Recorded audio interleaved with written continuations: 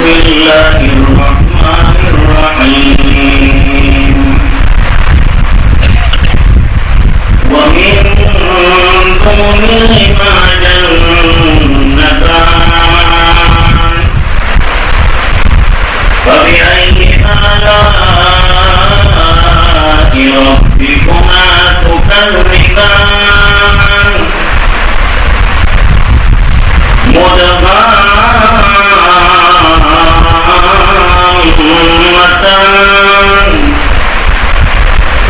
فبأي آلاء ربكما تكذبان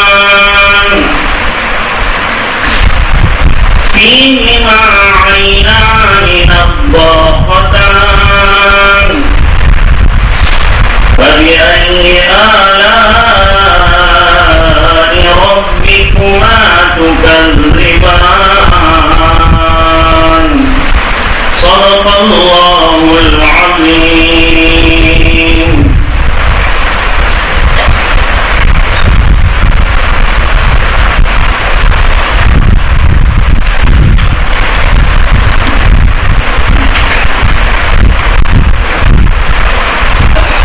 گزشتہ ایک ضابطہ بیان کیا تھا،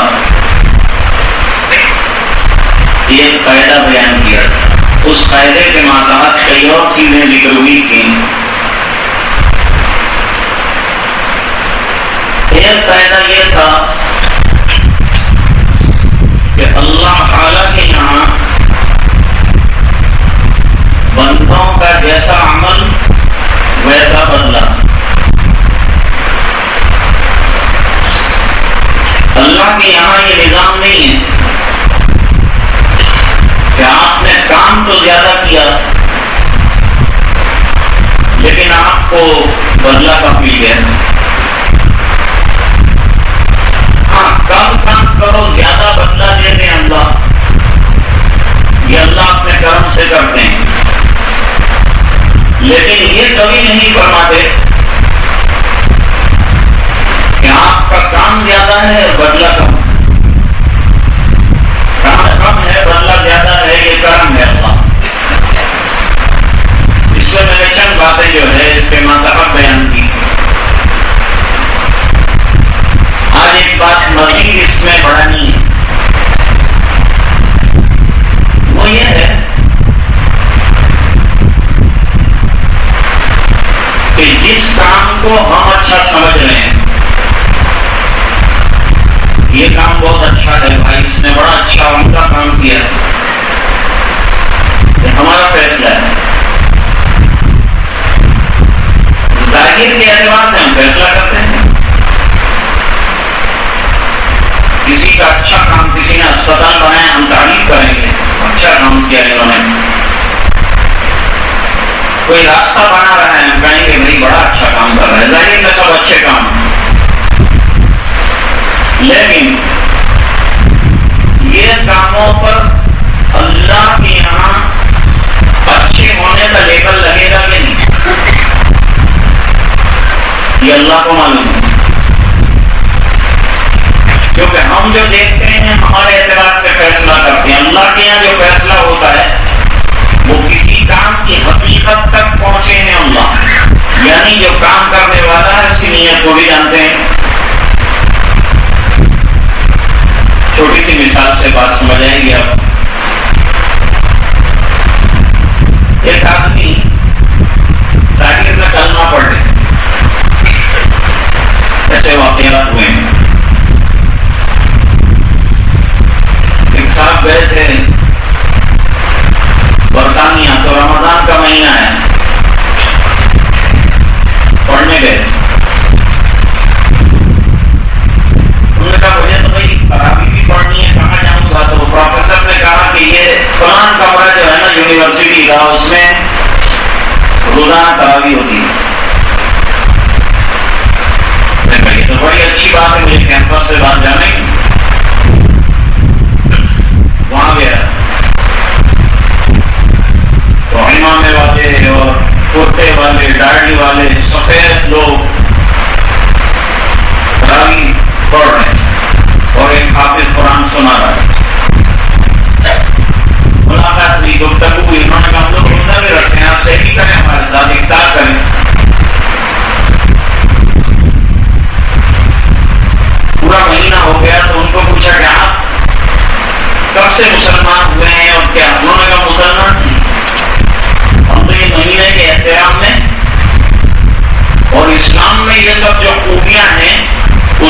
مشاہدہ کرنے کے لیے یہ سب کر رہے ہیں، مسلمان نہیں ہم لوگ،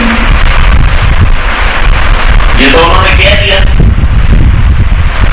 اور اگر نہ کہتے تو کیا پتا چلتا۔ بعض مرتبہ ایسا ہوتا ہے کہ ایک آدمی نیا مسلمان ہوا، پرانوں سے اچھا رہا تو حقیقت میں اچھا مسلمان بنا۔ حضرت مولانا حذیف گل صاحب جو حضرت شیخ الہند رحمۃ اللہ علیہ کے ساتھی بھی ہیں اور شاگرد بھی ہیں، وہ تو شادی شدہ تھے، حضرت کے ساتھ جنگ آزادی میں ہمیشہ ساتھ رہے، قید میں بھی گئے، وہ عجیب شخص تھے، بہت خوبصورت تھے، بہت حسین تھے۔ تو ایک انگریز خاتون نے ان کو شادی کا پیغام دیا، مجھے آپ سے شادی کرنی ہے۔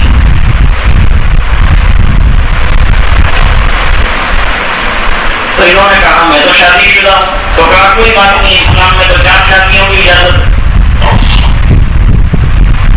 تو آپ دوسری شادی کر لیں۔ تو پہلی کو میں کیا کروں گا؟ پہلی کی میں خادمہ بن کر پورا دن اس کی خدمت کروں گی اور آپ کی بھی کروں گی۔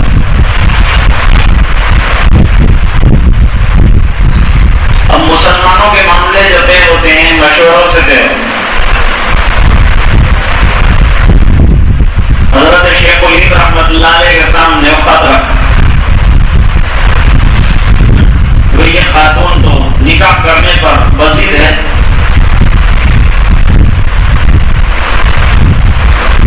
میں نہ کہہ رہا ہوں، یہ مانتی نہیں۔ کیا لکھا ہے خط میں کہ بس میں شادی کرنا چاہتی ہوں آپ سے، اور میں اس کو لکھ دو کہ میں تو ٹوپی گاڑی والا ہوں اور میں تو ٹھیک درجے کا مسلمان، کٹر درجے کا مولوی ہوں، پکا دیوبندی ہوں، لکھ دو۔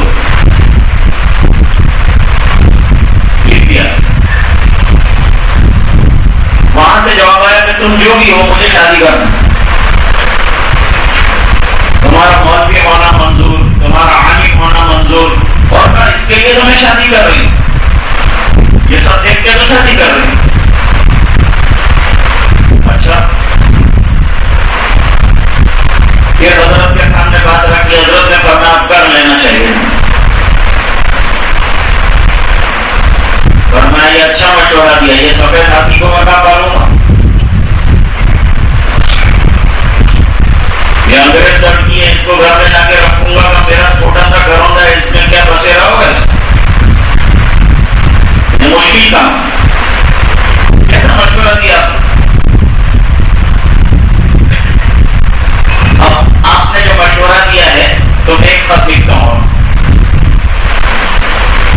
ایک خط لکھا،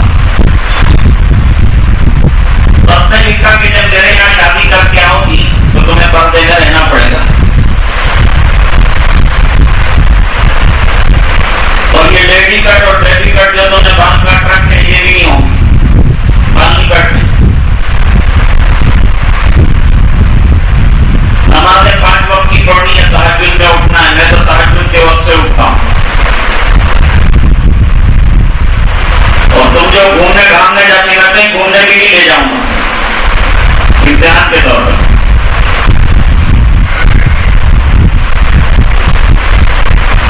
اور یہ جو تمہارا پڑھنے پڑھانے کے لیے جو باہر جانا رہو گے موقوف ہو جائے گا، گھر میں رہنا پڑے گا، اور لباس اسلامی پہننا پڑے گا، برقع پہننا پڑے گا، سر پہ دوپٹہ اوڑھنا پڑے گا، قرآن کریم کی تعلیم لینی پڑے گی، سیکھنا پڑے گا، مسائل سیکھنے پڑیں گے۔ اتنی لمبی فہرست لکھ کے بھیجی، اور کہا اگر آپ کو منظور ہو تو نیچے دستخط کیجیے گا تاکہ آگے کارروائی کی جائے۔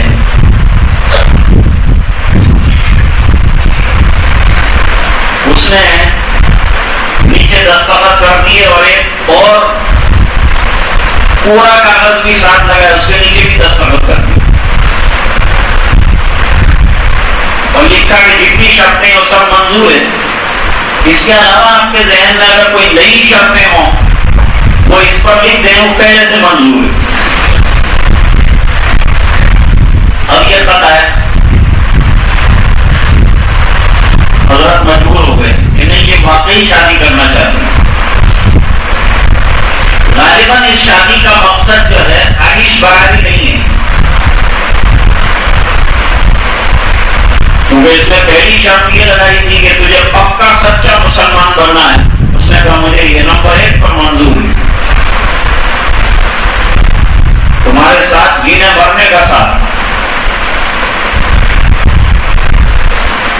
حضرت نے منظوری دے دی کہ نکاح کرو. یہ خاتون آ گئی،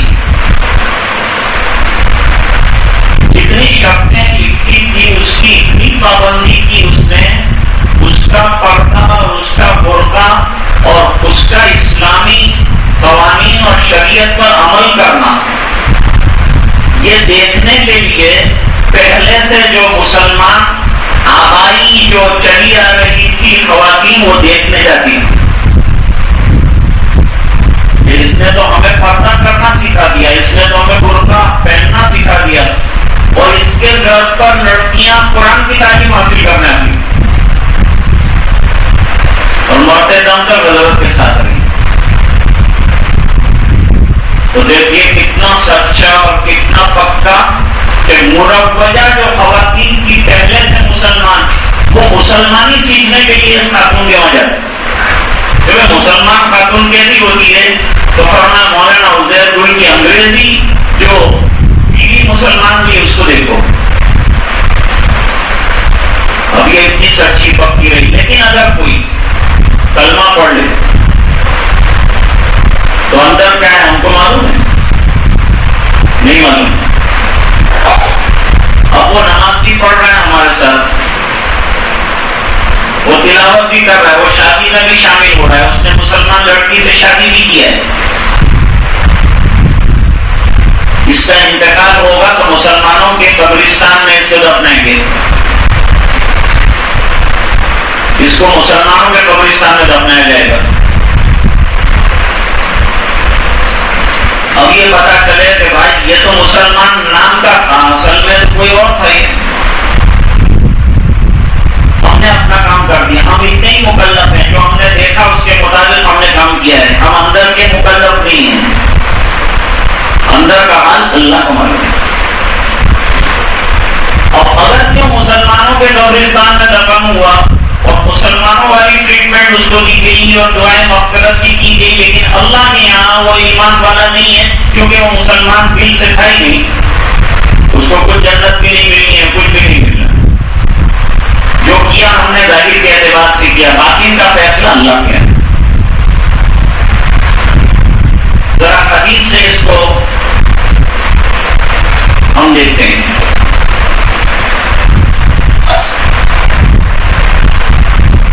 ایک مرتبہ حضور پاک صلی اللہ علیہ وسلم نے ایک چھوٹا سا سریہ اور دستہ بھیجا.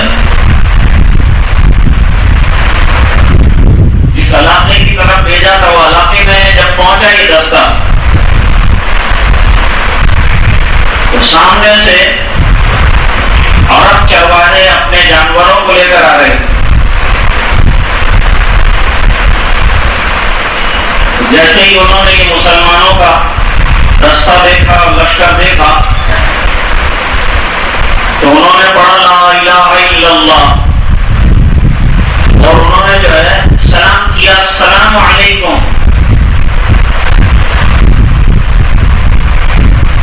لیکن مسلمانوں کے جو سردار تھے اسامہ، انہوں نے برابر حملہ کیا اور حملہ کر کے ان کو شہید کر ڈالا اور ان کی بکریاں جو تھی اس پر قبضہ کر لیا. غنیمت کا مال ہے، قبضہ کر لیا. اب معاملہ دربار رسول میں ہے، کیونکہ جو بھی واقعات پیش آتے تھے سفر میں جس میں سرکار ساتھ نہ ہو، وہ واپس آنے کے بعد سب سے پہلے صحابہ کرام سرکار کے سامنے رکھتے تھے کہ یہ واقعات پیش آئے. عجیب عجیب واقعات پیش آتے ہیں. ایک مرتبہ ایک دستہ گیا، وہ چھوٹے سے دستے کا ایک صاحب کو چیف کمانڈر بنایا گیا اور کہا ان کے ماتحت تم رہو گے، امیر اس کو بنایا گیا. اب یہ پہنچے، کوئی واقعہ پیش آیا تو سریہ کا جو امیر تھا وہ امیر نے یوں کہا کہ لکڑیاں لاؤ، جنگل میں سے لکڑیاں جمع. شاید وہ ناراض ہوا تھا کسی بات پر. صحابہ تو بھولے پاگے لوگ، انہوں نے لکڑیاں لائیں. کوئی امیر نے منگوائی ہے تو کوئی کام ہو، اور میں لکڑیوں کو آگ لگاؤں، لکڑیوں کو آگ لگا. اب امیر نے حکم کے اندر کودتے ہوں. اب صحابہ کرام نے چونک کر کہا کہ اللہ نے ہماری طرف سرکار کو بھیجا اور سرکار نے ہم کو جہنم سے اور آگ سے نکل کر جنت میں جانے کا راستہ بتایا. جس آگ سے بچنے کے لیے ہم نے کلمہ پڑھا ہے تم اسی آگ میں ہم کو دھکیلنا چاہتے ہو. ہم نہیں جائیں گے، آگ میں نہیں کودیں گے. کام امیر ہوں تم کہہ جانا کہ امیر کی ہر بات مانیں گے تو کود جاؤ، نہیں کودیں گے. تم خلاف شرع حکم دے رہے ہو. حضرت علی کرم اللہ وجہہ نے اپنی خلافت کے زمانے میں ایک قوم کو گرفتار کر کے جلا دیا. تو حضرت علی رضی اللہ تعالیٰ عنہ کے الہ ہونے کے قائل تھے. حضرت علی اللہ ہیں علیہ السلام. حضرت علی نے فرمایا شرک ہے یہ. حتیٰ کوئی کی ہوتا تو خوش ہوتا کہ لوگ ہوا تب بڑا کیا میرے لیے لڑنے، میرے کو اتنا اونچا بنا دیا کہ اللہ سے ملا دیا. فرمایا شرک ہے. علی اللہ کا بندہ تو ہو سکتا ہے، رسول کا صحابی تو ہو سکتا ہے، اللہ نہیں ہو سکتا. میرا جو درجہ ہے، جو رتبہ ہے، نہیں رکھو، اس سے آگے نہیں. فرما جلا دو، ان کو جلا دیا گیا. لیکن حضرت عبداللہ بن عباس رضی اللہ تعالیٰ عنہما نے سنا کہ ان کو جلایا ہے تو فرمایا کہ میں ہوتا تو قتل ضرور کرتا لیکن جلاتا نہیں. لوگوں نے پوچھا کیوں؟ جواب دیا جلانے کا عذاب جہنم میں اللہ دیں گے بندوں کو. کوئی بندہ امیر ہو تو اس کو یہ حق نہیں کہ جلانے والی سزا ہے. دوسری بہت سی سزائیں وہ سزائیں دے لیکن یہ سزا نہ دے. حضرت علی رضی اللہ تعالیٰ عنہ نے جب اس بات کو سنا تو فرمایا کہ صدق ابن عباس، سچی بات ہے، بہت درست بات ہے. یہ اجتہادی مسئلہ ہے. بہرحال واپسی پر وہ لوگ بھی آئے تو انہوں نے کہا سرکار انہوں نے عجیب حکم دیا ہم کو، آگ جلوائی اور کہا تم کود جاؤ اندر. حضور نے فرمایا تم نہیں کودے نا. کہا نہیں حضور نہیں کودے. کیوں؟ فرمایا اللہ نے آپ کو بھیجا، ہم نے آپ کے ہاتھ پر کلمہ پڑھا کہ ہم جہنم کی آگ سے بچ جائیں، تو دنیا کی آگ میں کیوں گئے؟ اس لیے ہم لوگ نہیں کودے. سرکار نے فرمایا صحیح فیصلہ کیا. ایمان آنے کے بعد صحیح فیصلہ کرنے کی صلاحیت اللہ دے دے. فرمایا تم نے بالکل صحیح فیصلہ کیا. اگر تم خدا نہ خاصہ کود گئے ہوتے تو پھر اندر سے نکل ہی نہیں سکتے تھے. اس کے دو معنی ہیں، ایک تو یہ کہ جل کے خاک ہو جاتے، دوسرا یہ کہ اللہ کی یہاں بھی تمہاری پکڑ ہوتی کہ غلط حکموں پر کیوں تم نے اپنا سر جھکایا. یہ سزا وہاں بھی ہوتی تو اچھا کیا تم نے. لوگوں نے حضرت اسامہ کے عمل کے انہوں نے سلام کیا، پھر بھی انہوں نے مارنے کے لیے کہا. قرآن کریم میں آیا وَلَا تَقُولُوا، ایسے لوگ جو تم کو یوں کہیں لمن القا الیکم السلام لست مومنا، کہیں تم جاؤ تم کو سلام کرے تو تم یوں مت کہو کہ سلام تم نے اپنی سلامتی اور اپنی جان بچانے کے لیے سلام کیا، تم حقیقت میں مسلمان نہیں ہو۔ تو حضور نے پوچھا کہ جب انہوں نے سلام کیا تھا، مسلمانوں والا سلام کیا تھا، تم نے کیوں ان کو قتل کرنے کا، حملہ کرنے کا اور مارنے کا کیوں حکم دیا؟ ہمارا سرکار وہ تو نام کے مسلمان ہیں، وہ تو رائے نام جان بچانے کے لیے، اپنا ریو اور اپنا مال بچانے کے لیے انہوں نے کلمہ پڑھا۔ تو سرکار نے فرمایا تم نے کیا ان کا دل چاک کر کے دیکھا تھا کہ حقیقت میں مسلمان نہیں؟ اللہ شفق کا قلبہ، یا تم نے ان کا سینہ چاک کر کے دیکھا تھا حقیقت میں مسلمان نہیں ہو؟ فرما سرکار وہ تو نہیں دیکھا، تو فرما پہ قتل کرنے کا حکم کیسے دیا؟ جب اندر کا حال تم کو معلوم نہیں تو ظاہر کے اوپر فیصلہ تو اسلام میں کرنا ہے، حقیقت کا اندر کا فیصلہ تو اللہ کرے۔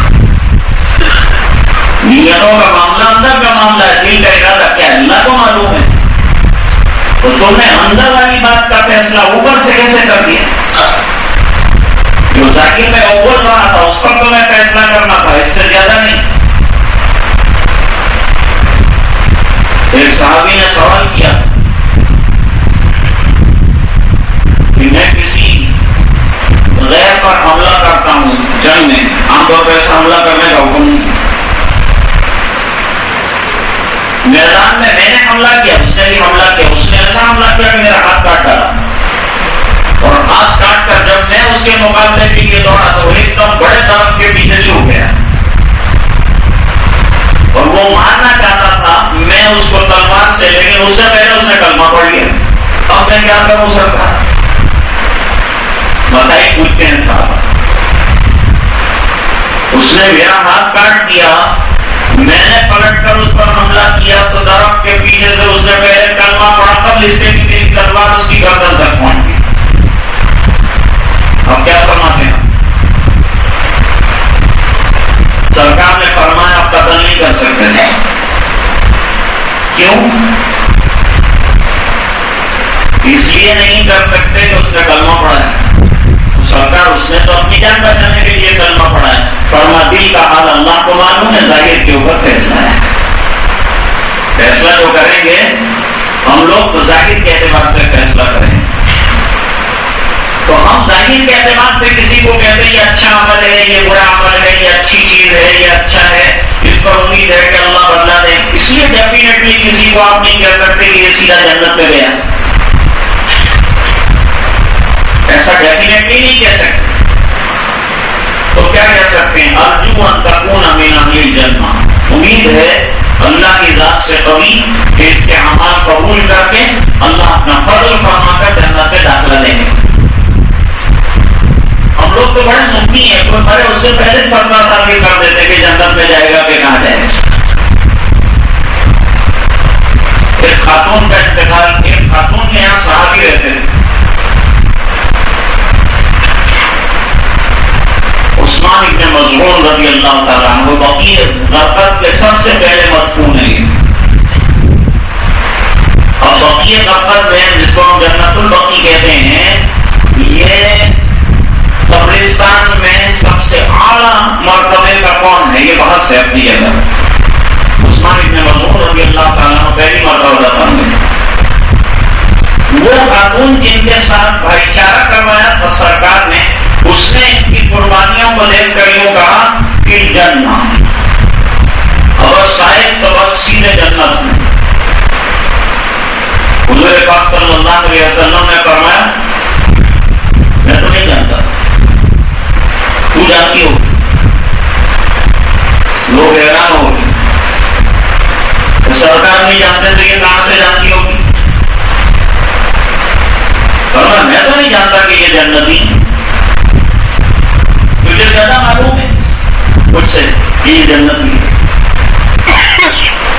سرکار اتنی قربانیاں دی، اتنی محنت کی، اتنی جانفشانیاں، اتنی مشقتیں، اتنی تکلیفیں دین کے کافی برداشت کی، اس کو نہیں ملے گی جنت تو کس کو ملے گی؟ فرمایا وہ تو اللہ کے ہاتھ میں، اللہ کی ذات بے نیاز ہے۔ کرنے والا کیا کر رہا ہے اللہ ہو سکتا ہے تو بھائی پوری دنیا مل کر کام کرے، اللہ ایسے قدیر اور قادر ہے کہ قبول نہ کرے، وہ بے نیاز ہے، لیکن اللہ ایسا کرتے نہیں۔ لیکن کرنا چاہے تو کر سکتے ہیں کہ نہیں؟ یہ مسئلہ پڑھاتے ہیں ہم لوگ مدرسے میں کہ تکلیف مالا یوتا، یعنی انسان کی حیثیت سے زیادہ اللہ کو دے سکتے ہیں کہ نہیں؟ دے سکتے ہیں، اس کو حق ہے کہ تمہاری کیپیسٹی سے زیادہ تم کو کام دے دیں، لیکن اللہ ایسا کرتے ہیں۔ لیکن اللہ ایسا کرنے پر قادر ہے کہ نہیں؟ بالکل قادر ہے۔ ہم ایسے قادر قیوم کو مانتے ہیں کہ جو جس طرح سے کرنا چاہے اس کو کوئی بھی روک نہیں سکتا، ایسے رب کو ہم مانتے ہیں، معذور اور مجبور۔ اس لیے فرمایا دعاؤں کے اندر مانگو تو پوری طاقت کے ساتھ مانگو، کیونکہ اللہ کے خزانے میں کبھی بھی کمی نہیں آتی۔ تو اگر کوئی یوں دعا کرتا ہے کہ اللہ تارا کی جو بنی سکے نہ کھئی سکے تو میں نے اٹوا کیوں؟ فرمایا اللہ کو سب سے زیادہ غصہ ایسے آدمی کے اوپر آتا ہے، اور اللہ تعالیٰ فرماتے کہ میرے سے نہیں بنے گا تو کیا کس سے بنے گا؟ بتا ہے کوئی اور بنانے والا بات کا؟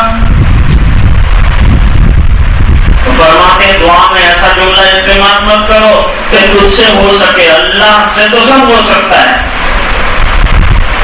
تو اپنی پوری طاقت سے مانگو، جتنا مانگو، اللہ کے خزانے میں کوئی کمی آنے والی نہیں۔ تم نے دنیا والوں پر پریاس کیا ہے کہ اس کو ریکویسٹ کرنی پڑتی ہے کہ اگر ہو سکے تو اتنا کر دینا، ورنہ اللہ کے ایسا کہ اللہ کی شان کے منافی ہے ایسا کہنا۔ تو اللہ تعالیٰ بڑی طاقت والے ہیں، بڑی قدرت والے ہیں، اور ان کو دلوں کا حال جو ہے وہ بھی معلوم ہے۔ وَعِندَهُ مَفَاتِحُ الْغَيْبِ لَا يَعْلَمُهَا إِلَّا هُوَ وَيَعْلَمُ مَا فِي الْبَرِّ وَالْبَحْرِ وَمَا تَسْقُطُ مِنْ وَرَقَةٍ إِلَّا يَعْلَمُهَا وَلَا حَبَّةٍ فِي ظُلُمَاتِ الْأَرْضِ وَلَا رَطْبٍ وَلَا يَابِسٍ إِلَّا فِي كِتَابٍ مُبِينٍ۔ سمندر کی گہرائی میں کون سی سیکھنی میں موتی تیار ہو رہا ہے اللہ جانتے ہیں، اور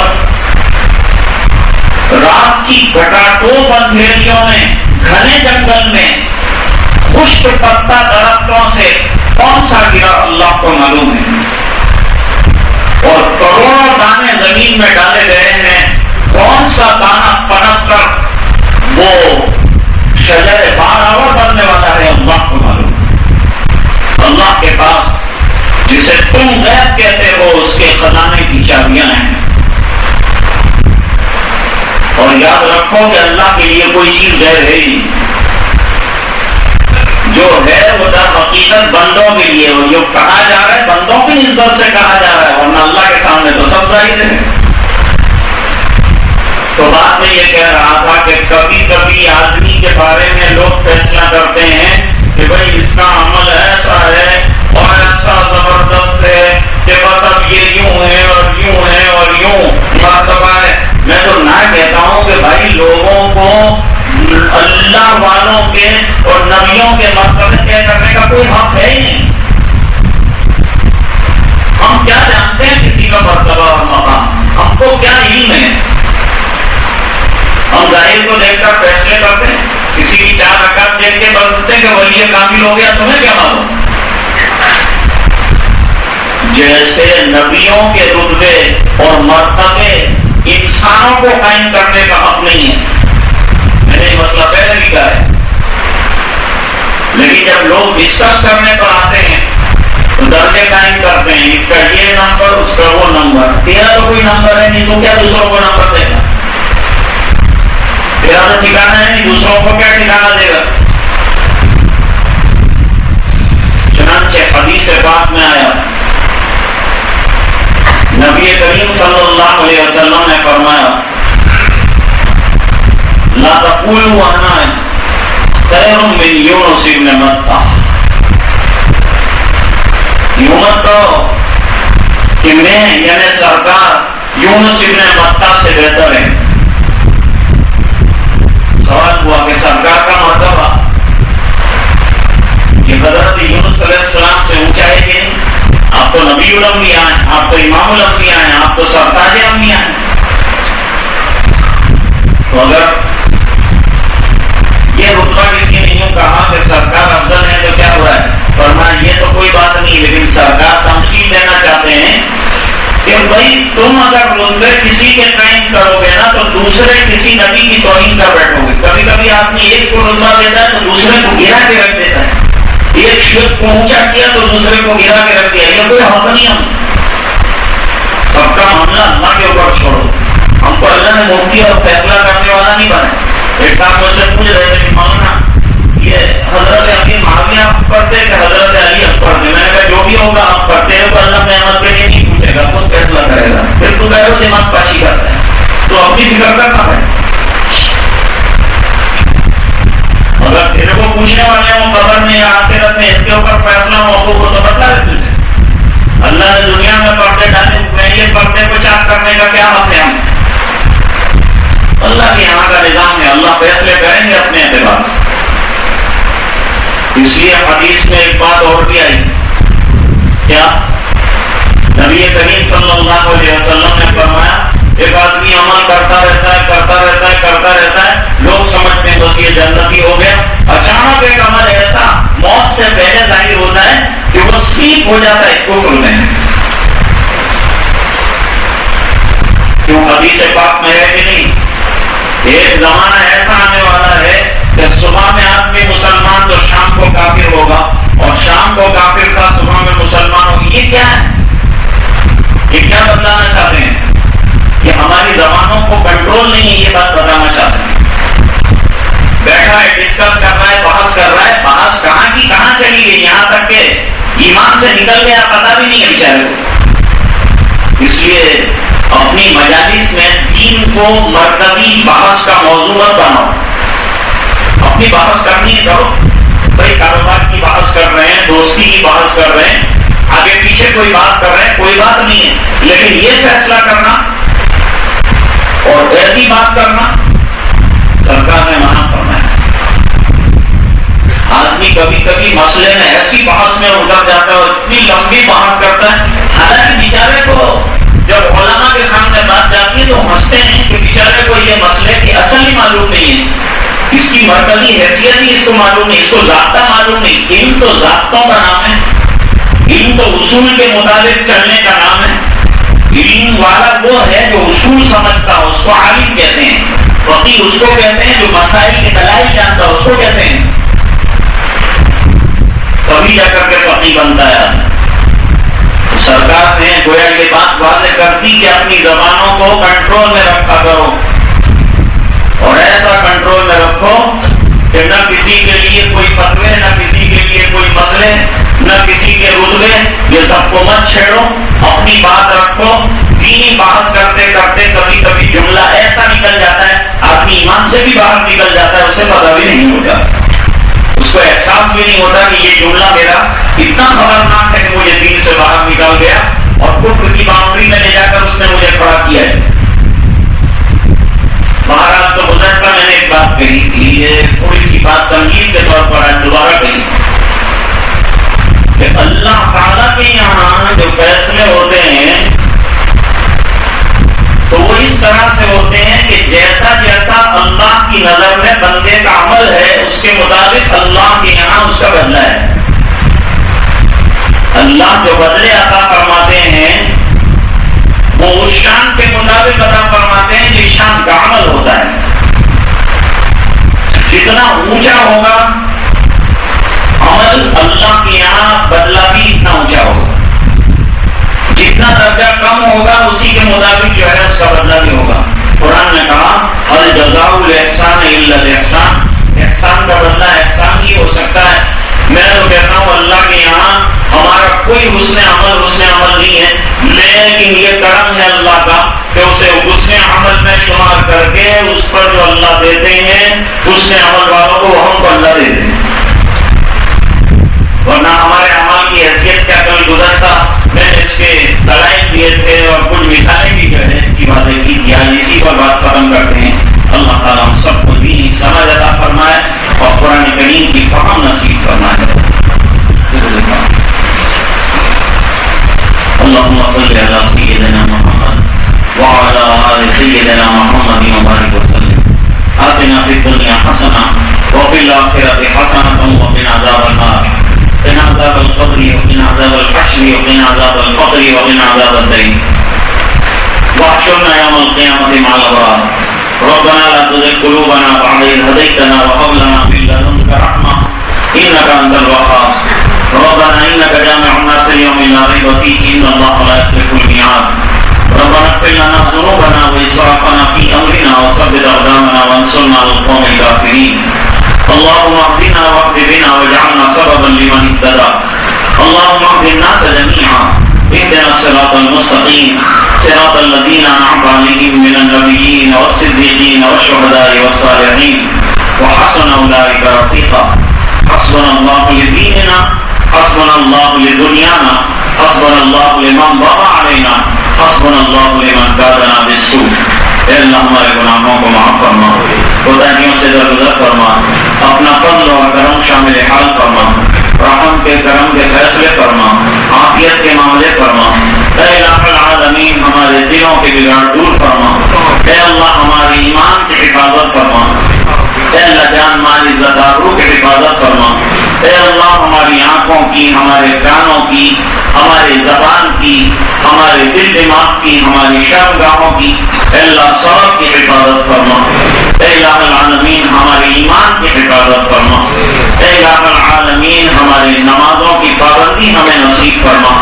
اے اللہ تلاوت قرآن کا شہدائی بنا.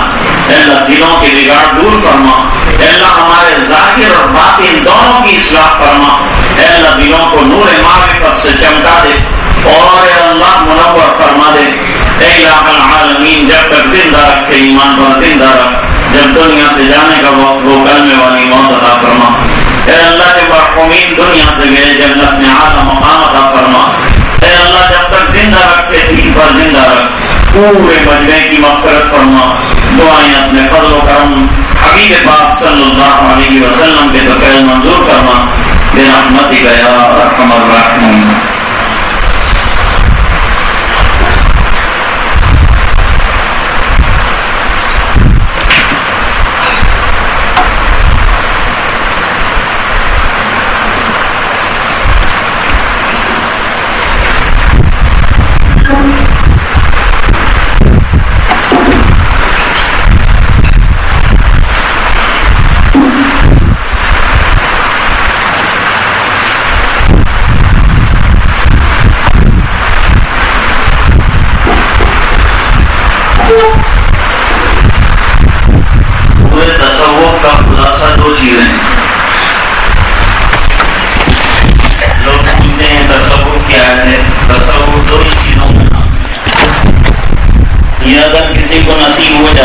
سلوک حاصل ہے وہ یہ ہے کہ انسان کے مزاج میں نیکی کرنے میں سستی. جب انسان کو نفس سے لڑنا آ جائے اور یہ سستی اور کسل مندی کو دور کر کے مقابلہ کر کے وہ نیکی والے عمل کو انجام دے دے تو اس کو ایک نعمت حاصل ہے. تصوف ناگی ہے نفس سے لڑ کر معمورات پر عمل کرنے. نمبر 2 گناہوں سے بچنے کے لیے نفس کے ساتھ لڑنا اور نفس پر بوجھ ڈالنا اور جان پر بوجھ ڈال کر نفس جو کھینچ کر گناہوں کی طرف لے جاتا ہے اس سے اپنے آپ کو کھینچ کر جو ہے نیکی والے راستے پر ڈالنا. یہ 2 لڑائیوں میں کوئی کامیاب ہوگا تو وہی بن جائے گا. پوری زندگی اسی کروڑوں میں گزرے گی. جہاں نیکی آئی وہاں سستی آئے گی. 2-4 دن کام کیا پھر سستی. اس سستی کو توڑ کر آدمی جو ہے عمل کرے اور ہر وقت نفس اور شیطان کا حملہ گناہوں کا ہے. تو اپنے آپ کو گناہوں سے بچانے کے لیے نفس سے اور شیطان سے لڑائی, اور یہ لڑائی کر کے بچا کے رکھنا اپنے آپ کو, یہ خلاصہ ہے. اللہ تعالیٰ ہمیں اس کی توفیق دے. اب سے تھوڑی دیر تک انشاءاللہ ذکر کریں گے اور ذکر کے بعد تھوڑی دیر کے لیے چند لمحوں کے لیے انشاءاللہ مراقبہ کریں گے. تیرے سوا معبود حقیقی کوئی نہیں ہے, کوئی نہیں. تیرے سوا مقصود حقیقی کوئی نہیں ہے, کوئی نہیں. تیرے سوا مسجود حقیقی کوئی نہیں ہے, کوئی نہیں. اور تیرے سوا موجود حقیقی کوئی نہیں ہے, کوئی نہیں. اب تو رہے بس قدم آخر ورد زبان میرے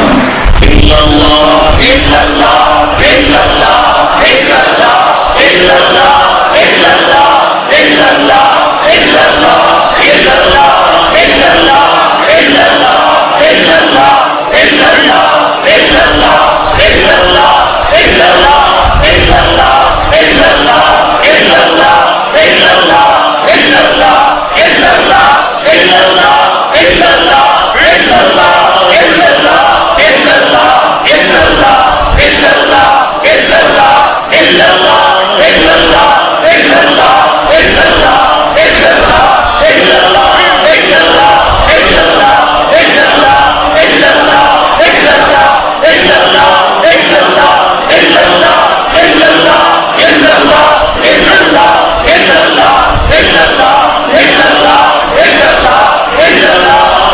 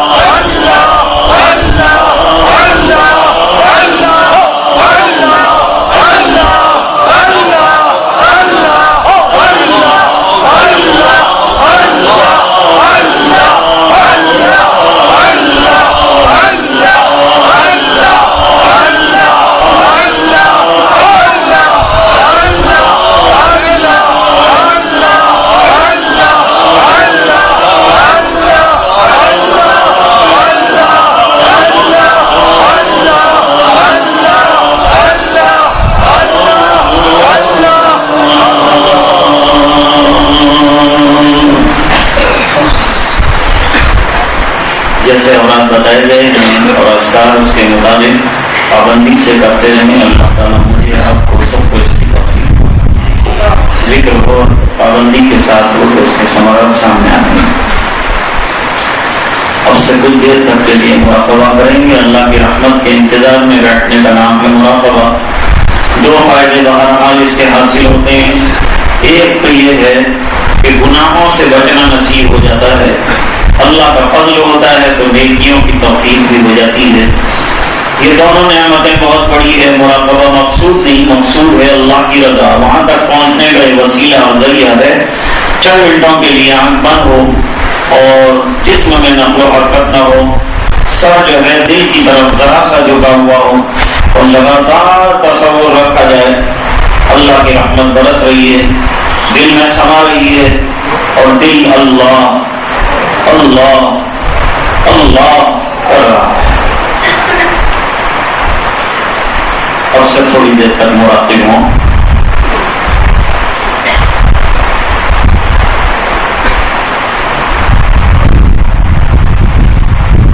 مفتدل بیدار شو بیدار شو بیدار شو،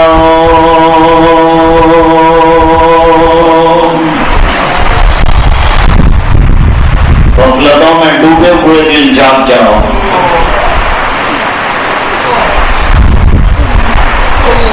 در ذکر حق مشغول شو مشغول شو مشغول شو،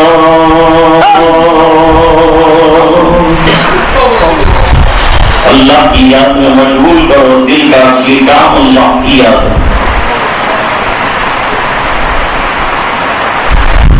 عزیزوں دوستوں یارو یہ دنیا دار فانی ہے،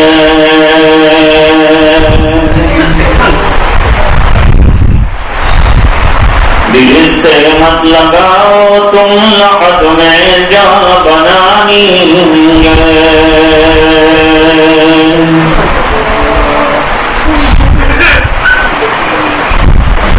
تو آیا بغرتان فسال اللہ کے دنیا میں،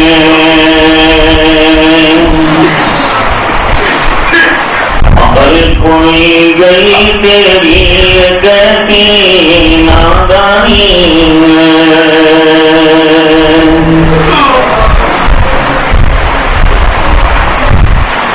ہواؤں میں سوالا دل بدل دے، میرا غفلت میں ڈوبا دل بدل دے،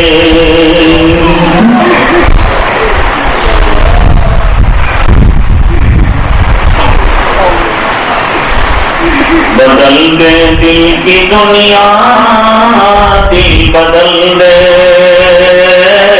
خدایا فضل فرما دل بدل دے۔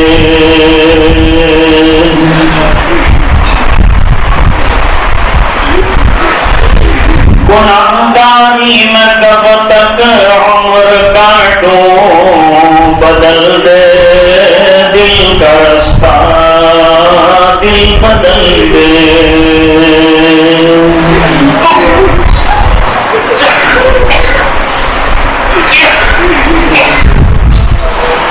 سنوں میں نام تیرا دھڑکنوں میں، ملا جائے مولا دل بدل دے۔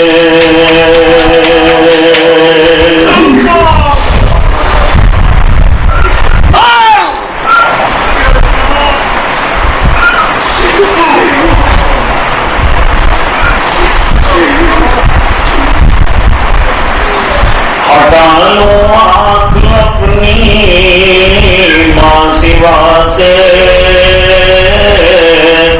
جیوں میں تیری خاطر دل بدل دے۔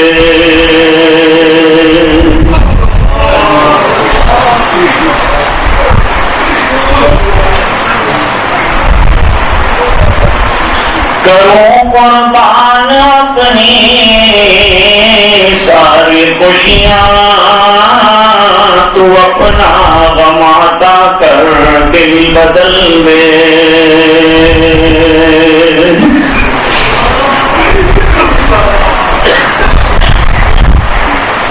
پڑا ہوں تیرے در پر دل شکستہ رہوں کیوں دل شکستہ دل بدل دے.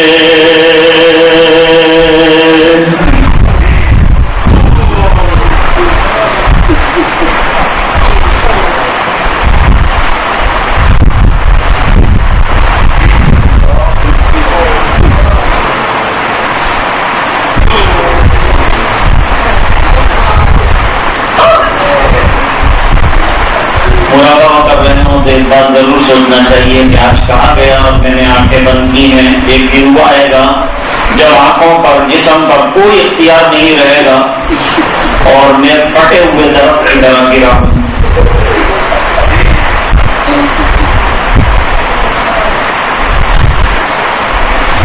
نہ دنیا نہ دولت نہ کر جائے گا وقت ساتھ تیرے کفن جائے گا.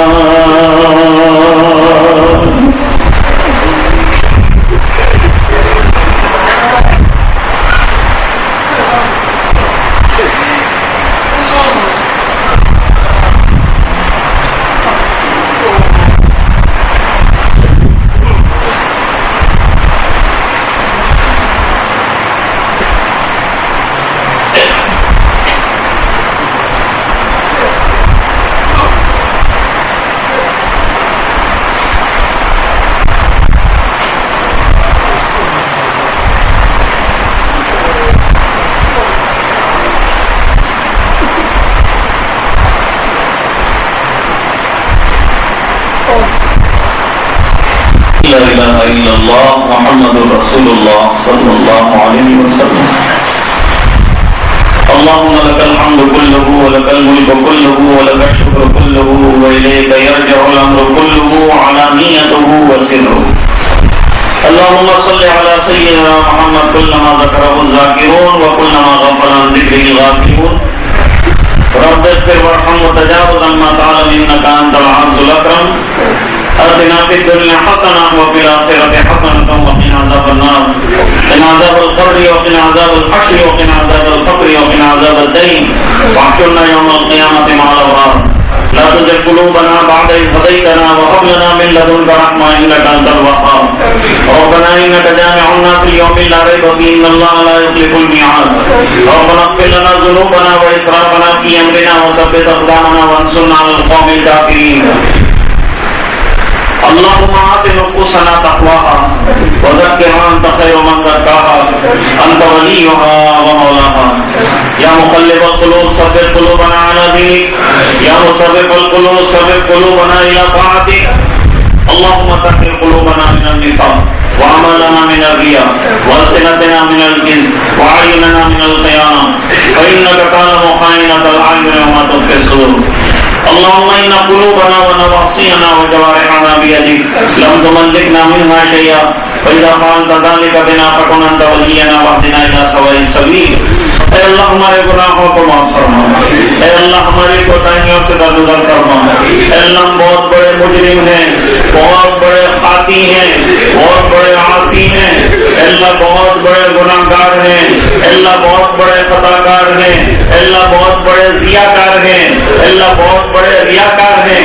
اے اللہ پھر بھی تیری رحمتوں کے امیدوار ہیں, تیری مغفرت کے حاصدار ہیں. اے اللہ کرم کی بھیک دے دے. اے اللہ مغفرت کے فیصلے فرما دے. اے اللہ ہمارے دلوں کے بگاڑ دور فرما دے.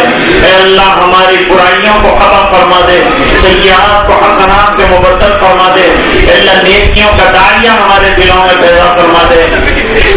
اے اللہ گناہوں سے بچنے کی ہمتیں عطا فرما دے. اے اللہ معصیات سے بھاگنے والا بنا دے. اے اللہ نیکیوں کی طرف دوڑنے والا بنا دے. اے اللہ ہمارے ٹوٹے پھوٹے اعمال کو اپنے فضل سے قبول فرما دے. اے اللہ دل کو نور معرفت سے منور فرما دے. اے اللہ سلسلوں کا فیض عطا فرما. تیرا ذوق تیرا شوق تیری معرفت تیرا عشق عطا فرما. اپنی رضا والی زندگی ہمیں عطا فرما. شاکرانہ زندگی عطا فرما، شاکرانہ زندگی عطا فرما۔ اے اللہ اپنی مرضیات والی زندگی ہمیں نصیب فرما، منمانی زندگی سے حفاظت فرما، نفس اور خواہش کی بربادیوں سے ہماری حفاظت فرما۔ اے اللہ ہمارے جان مال عزت آبرو کی حفاظت فرما، اے اللہ ہمارے پورے ایمان کی حفاظت فرما، اے اللہ نمازوں کا پابند بنا دے، تلاوت قرآن کا شہدائی بنا دے، اے اللہ ذکر کا عاشق بنا دے، اے اللہ 100% دیندار بنا دے، باحیا بنا دے، بااخلاق بنا دے، ہر قسم کی برائیوں سے اللہ ہماری حفاظت فرما۔